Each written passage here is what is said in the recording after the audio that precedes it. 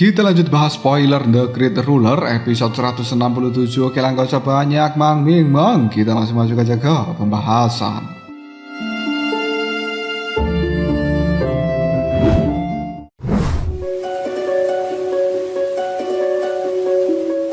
Ketika ayah dari Jiuyu, yaitu Tian Huang, menyadari adanya formasi yang telah dibentuk oleh Mu Chen di dalam tanah, Qin Xuan masih tidak menyadarinya untuk saat ini, dan dirinya masih berpikir jika Mu Chen memang sudah kehabisan akal untuk melawan dia. Tanpa memberi waktu bagi Mu Chen untuk bersiap, Qin Huang memutuskan untuk kembali menarik anak panahnya, dan kali ini dia memutuskan untuk melayangkan serangan terakhir supaya mengakhiri pertarungan hari ini. Namun siapa sangka dari kejauhan Mu Chen mulai menghentakkan kakinya hingga membuat energi spiritual langsung naik dari bawah tanah. Dan energi ini tak lain dan juga tak bukan berasal dari formasi jaring surgawi yang telah Mu Chen bentuk. Dari kejauhan Qin Xuan mulai menyadari ada hal yang aneh, dan dia mulai paham jika menghindarnya Mu Chen itu berkaitan dengan formasi yang telah terbentuk ini. Dirinya yakin hal terbaik yang saat ini harus dilakukan adalah menghindari tempat itu dan segera mengakhiri pertarungan dengan Mu Chen secepat mungkin. Angin dan juga salju nampak bergejolak ketika burung pipit melesat ke arah langit dengan kecepatan yang penuh. Mu Chen yang melihat keadaan seperti ini hanya tersenyum penuh arti. Tak lama, sebuah perisai cahaya mulai muncul di sekitar tubuhnya, dan cahaya ini mulai mengembun lalu membentuk cukup banyak rantai-rantai dengan simbol-simbol kuno yang terukir. Tak butuh waktu yang lama, rantai-rantai itu pun melilit tubuh besar dari burung pipit 9 nether milik Qin Xuan. Orang yang melihat hal ini mulai tahu apabila rantai itu tidak mudah untuk dihancurkan dengan segala usaha yang dilakukan oleh burung pipit. Qin Xuan ketika menyaksikan adegan seperti ini mulai terkejut karena semua usaha yang dia lakukan masih tidak membuahkan hasil apapun. Bahkan semua perlawanan yang dirinya layangkan seakan-akan lebih membuat rantai itu terikat semakin kuat di tubuh burung pipitnya. Melihat serangan yang Mu Chen pasang pada dirinya, hal itu membuat Qin Xuan yakin jika ini adalah sebuah formasi pertempuran. Di tengah keterkejutan itu, Qin Xuan bisa melihat adanya sebuah cahaya emas yang keluar dari dalam tubuh Mu Chen, dan cahaya emas ini dengan cepat mulai mengembun untuk membentuk matahari di belakang tubuh Mu Chen. Kekuatan ini tak lain dan juga tak bukan adalah tubuh abadi matahari agung. Di sisi lain, Mu Chen sudah berhasil membentuk 5 buah matahari dengan bayangan yang masing-masing memegang tombaknya. Ujung dari tombak itu bersinar dengan terang. Bahkan kekuatan yang ada terlihat cukup mengerikan. Dari kejauhan, Qin Xuan yang melihat serangan Mu Chen ini mulai memasang sikap waspada, dan dia yakin untuk menghadapi tombak itu dirinya harus mengeluarkan seluruh kekuatan pertahanan. Benar saja, tak lama serangan tombak mulai mengarah pada tubuh Qin Xuan. Dengan begitu cepatnya, melihat situasi seperti ini, Qin Xuan mulai mengeluarkan seluruh kekuatan di dalam dirinya untuk bisa melepaskan diri dari jeratan rantai-rantai milik Mu Chen. Namun hal itu terasa percuma. Dengan marah dia pun berteriak, "Jiang Ya, mau sampai kapan kau terus menonton?" Tak jauh dari tempat itu, raut wajah dari Jiang Ya mulai terlihat berbeda, dan dirinya jelas tidak menyangka apabila Mu Chen juga merupakan seorang master formasi pertempuran. Dirinya yang mendengarkan teriakan permintaan tolong dari Qin Xuan mulai mengeluarkan tombak berwarna merah tua, dan energi spiritual di dalam tubuhnya dengan luar biasa. Jiang Ya pun dengan cepat langsung mengarahkan tombak itu tepat ke tubuh dari Mu Chen, dan dia berniat untuk mengalahkan Mu Chen agar dia bisa menjadi pemenang utama di dalam perebutan posisi keempat dari klan 9 nether ini.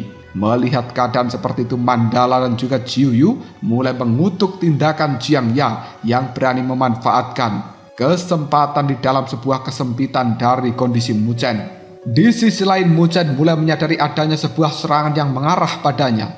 Hal itu membuat Mu Chen bingung karena dia tahu jika dirinya melepaskan Qin Xuan, maka dia akan kehilangan kesempatan emas ini. Namun jika dia tidak melepaskan Qin Xuan, maka dia yakin apabila Jiang Ya akan memanfaatkan keadaan ini demi bisa mengalahkan Mu Chen dengan cepat. Kemungkinan Yang lebih parah bahkan bisa terjadi apabila bergabungnya dua kekuatan antara Qin Xuan dan juga Jiang Ya itu untuk melawan Mu Chen. Setelah memikirkan hal seperti ini baik-baik, Mu Chen memutuskan untuk segera mengganti segel tangannya demi bisa membentuk formasi pedang roh teratai biru. Setelah selesai membentuk segel pedang roh teratai biru, kali ini sebuah pedang yang sangat besar mulai keluar dari luar formasi jaring surgawi. Melihat situasi ini, jelas banyak orang yang sangat terkejut. Bahkan pemimpin klan 9 Nether yang tidak lain adalah ayah dari seorang Jiuyu, yaitu Tian Huang, tidak menyadari adanya formasi kedua yang telah dibentuk oleh Mu Chen. Tak ingin ambil pusing dengan keributan yang ada, Mu Chen lebih memilih untuk melayangkan serangan pedang ke tempat Jiang Ya berada. Bahkan 5 tombak di tangan tubuh abadi matahari agung juga telah mulai berbalik arah menuju ke tempat dari Jiang Ya ini.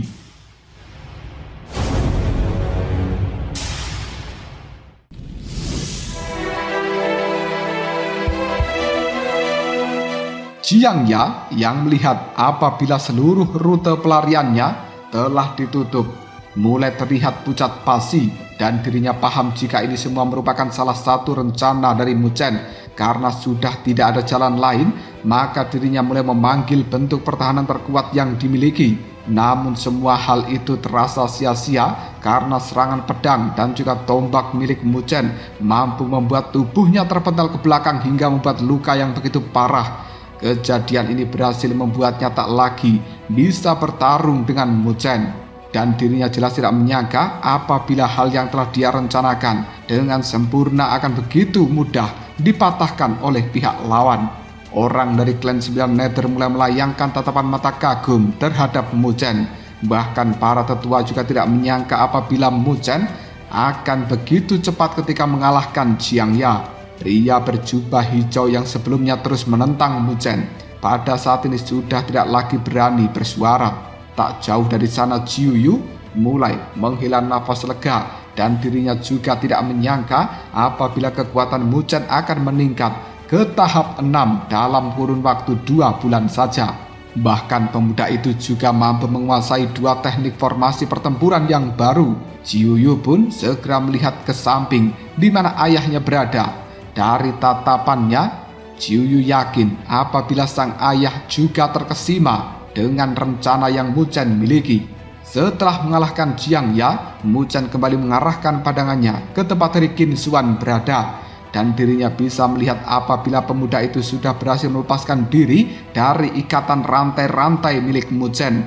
Dengan tenang, Mu Chen pun mulai mengarahkan tombak emas ke depan dari Qin Xuan dan berkata, "Sekarang hanya tersisa kita berdua." Tak ingin memberikan kesempatan pada pihak lawan, Mu Chen langsung mengarahkan serangan tombak dengan cahaya emas yang luar biasa untuk mengakhiri pertarungan kali ini. Qin Xuan yang melihat adanya serangan datang, memutuskan untuk segera menghentakkan kakinya hingga membuat aliran energi berwarna biru tua tampak membumbung tinggi ke langit.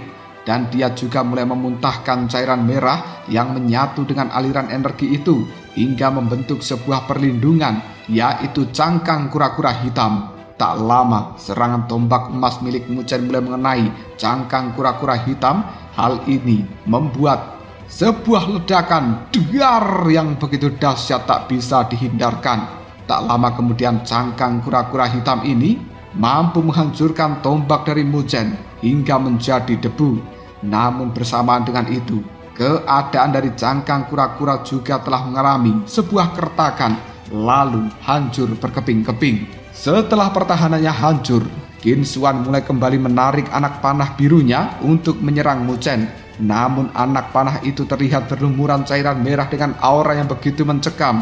Tanpa ragu Qin Xuan mulai menarik busur panahnya untuk menyerang Mu Chen ini. Namun siapa sangka tindakan dari seorang Qin Xuan berhasil digagalkan oleh Mu Chen karena pergerakannya sangat cepat. Dan dia bisa melihat apabila jari Mu Chen yang mengandung energi spiritual sudah berada di dahinya dan siap untuk diledakkan. Melihat apabila keadaannya tidak menguntungkan, Qin Xuan mulai mengakui kekalahannya kepada Mu Chen. Mu Chen yang mendengarkan hal seperti ini langsung tersenyum dan segera melepaskan tangannya dari dahi Qin Xuan. Dia memutuskan untuk melayangkan tatapan mata pada pemimpin klan yaitu Tian Huang dan berkata, "Pemimpin klan 9 Nether, sepertinya posisi keempat itu memang ditakdirkan untuk diriku." Mendengarkan hal seperti ini tidak ada lagi yang berani melayangkan protes, karena mereka jelas mengetahui dengan kekuatan tingkat ke-6 dari seorang Mu Chen sudah bisa mengalahkan binatang suci yang ada di tingkat ke-7 yang telah dikeluarkan oleh Qin Xuan itu. Setelah berdiskusi dengan para tetua yang lainnya, pada akhirnya Tian Huang mulai berdiri dan berkata, "Klan 9 Nether adalah tempat yang selalu menepati janjinya. Karena kau sudah mengalahkan Jiang Ya dan juga Qin Xuan, maka posisi keempat untuk memasuki benua binatang ilahi akan menjadi milikmu." Mendengarkan hal seperti ini, Mu Chen jelas begitu senang dengan masuknya dia ke barisan itu. Maka dirinya akan bisa membantu Jiu Yu untuk kembali membersihkan garis keturunan yang telah ternodai setelah menyatu dengan seorang Mu Chen. Pemuda itu pun langsung memberikan penghormatan sebagai tanda terima kasih pada pemimpin Tian Huang. Pandangan mata dari Tian Huang melihat pada Zhou Yan dan membalasnya dengan senyuman singkat sebelum akhirnya dia memanggil Mu Chen dan berkata, "Sebenarnya aku senang dengan kedatanganmu. Kau memiliki rasa tanggung jawab yang besar dengan apa yang telah kau janjikan. Dengan bakat dan juga rasa tanggung jawab ini, aku yakin di masa depan kau akan menjadi orang yang hebat." Jiu Yu yang berada di sisi dari ayahnya mulai tersenyum lega. Dirinya tidak menyangka apabila sang ayah akan memiliki penilaian yang cukup baik terhadap Mu Chen, dan dirinya juga bersyukur Mu Chen tidak mengikuti saran dari Jiu Yu untuk pergi melarikan diri. Jika hal itu benar-benar dilakukan oleh Mu Chen, maka dia tidak akan pernah bisa membayangkan akan semarah apa ayahnya ini. Setelah memuji Mu Chen, ayah dari seorang Jiu Yu juga mulai menjelaskan tentang roh jahat yang telah datang ke benua binatang ilahi pada zaman kuno.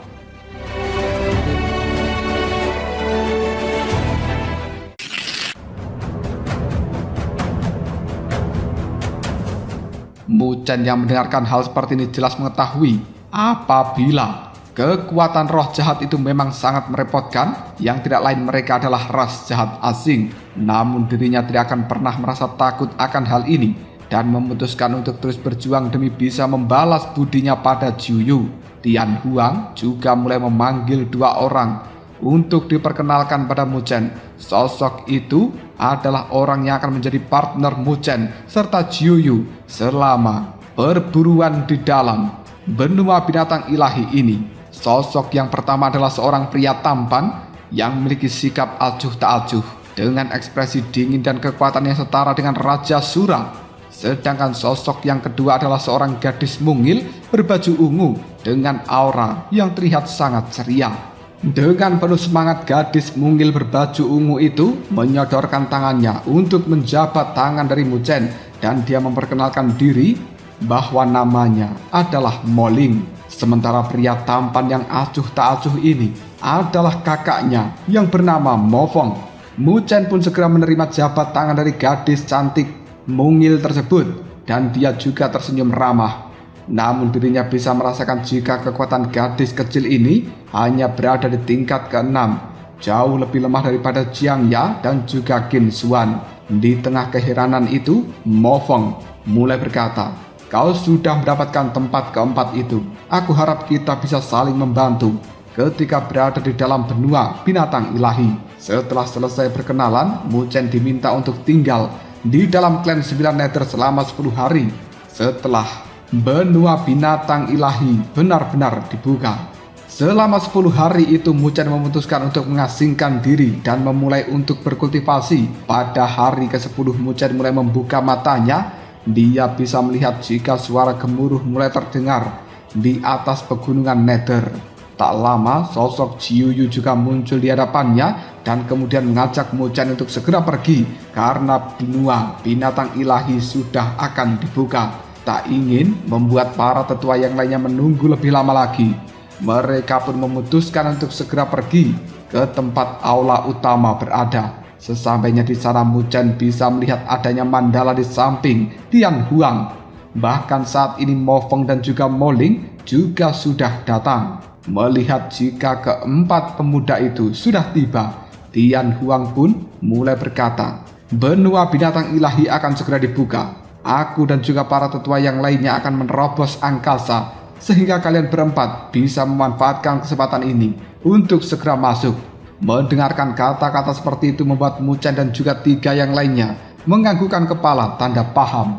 Tak lama kemudian Mandala mulai mencoba mendekati Mu Chen dan berkata, setelah dirimu masuk ke dalam benua binatang ilahi, aku akan kembali ke alam Daluo dan menggunakan pagoda hitam yang merupakan menara penindas iblis langit berbintang untuk mendeteksi keberadaan istana surgawi kuno. Jika kau berhasil kembali, maka klan 9 Nether akan langsung mengantarkanmu untuk kembali ke alam utara kita. Mu Chen mendengarkan hal seperti ini jelas sangat senang. Namun dirinya juga sadar jika ditemukannya istana surgawi kuno pasti akan membuat benua Tianluo menjadi gempar. Bahkan dirinya yakin ada pihak lain yang juga mengincar revolusi tubuh abadi matahari agung seperti yang dimiliki oleh Mu Chen.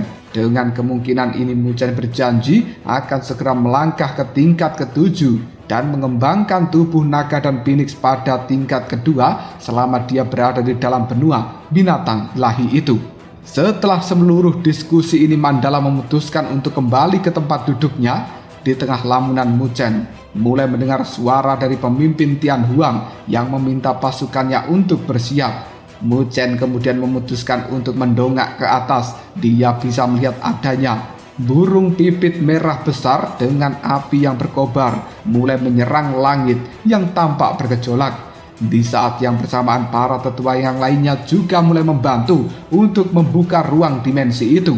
Setelah beberapa waktu, usaha itu tidak sia-sia. Jiu Yu dan juga yang lainnya pun melihat adanya sebuah ruang dimensi terbuka di langit yang bisa mereka manfaatkan. Mereka pun mulai berubah menjadi seberkas cahaya yang kemudian memasuki lubang di langit itu. Setelah melihat jika Jiu Yu dan juga ketiga orang lainnya sudah berhasil masuk ke dalam lubang di langit, Tian Huang melambaikan tangannya bersama dengan para tetua yang lainnya. Kemudian kekuatan mereka pun mereda. Saat ini mereka hanya bisa berharap hasil yang akan didapatkan Mu Chen dan juga yang lainnya cukup memuaskan. Di tempat lain, Mu Chen dan juga ketiga rekan lainnya telah berhasil menembus ruang dimensi kehampaan. Namun saat mereka sampai, mereka hanya bisa melihat adanya sebuah ruang gelap gulita. Jiu Yu yang menyadari tempat ini mulai menjelaskan, tempat ini adalah ruang hampa dan asal mula dari binatang ilahi berada. Kita tidak boleh berada di sini terlalu lama karena bisa membuat energi di dalam tubuh kita terurai bersama dengan kegelapan yang ada. Mu Chen pun mulai merasakan jika energi di dalam tubuhnya memang sedikit melemah, namun tidak ada raut panik yang tergambar di wajah dari pemuda itu. Tak lama kemudian Mo Ling dan juga Mo Wang mulai berkata jika sebentar lagi akan ada tunggangan yang datang dan membawa mereka untuk menuju ke tempat daratan atau benua binatang ilahi berada.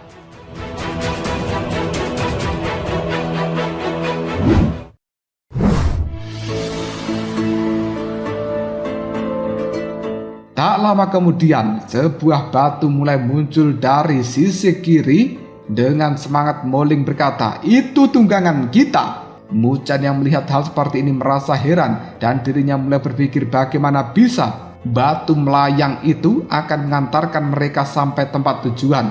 Di tengah kebingungan seperti ini, Jiu Yu mulai menjelaskan dengan pelan jika batu melayang itu merupakan benda yang akan bergerak dengan cepat menuju ke tempat dari benua binatang ilahi berada.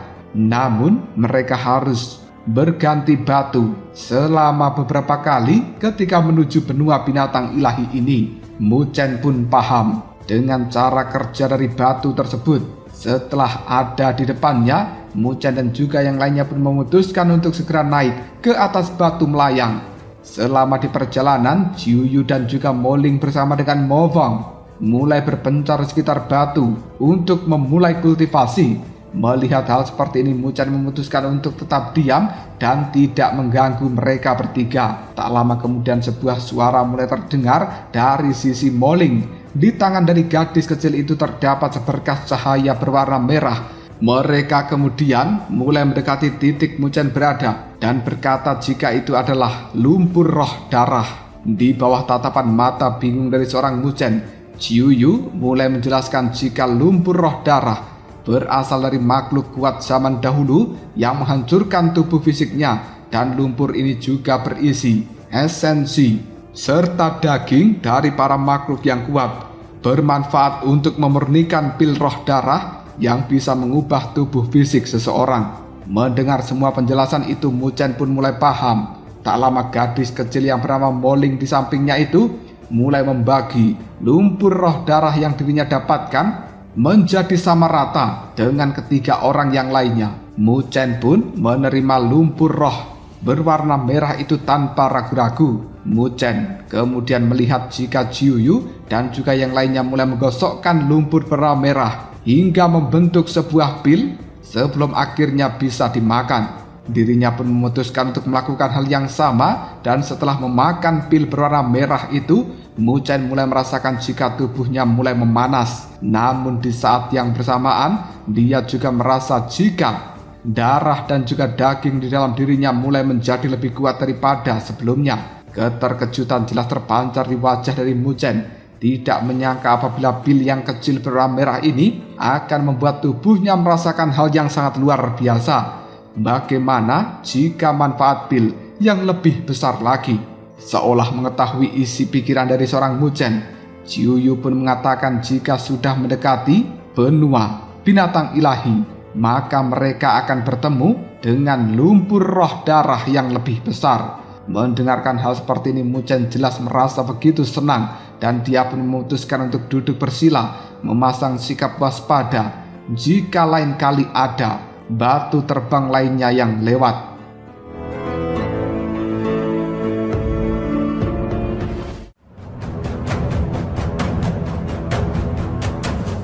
Lalu, apakah yang akan terjadi selanjutnya? Mungkinkah Muchen dan juga yang lain bisa mendapatkan lumpur roh yang berwarna merah itu yang jauh lebih besar daripada sebelumnya? Jika kalian penasaran, tunggu aja jawabannya di next video. Obrol Shop.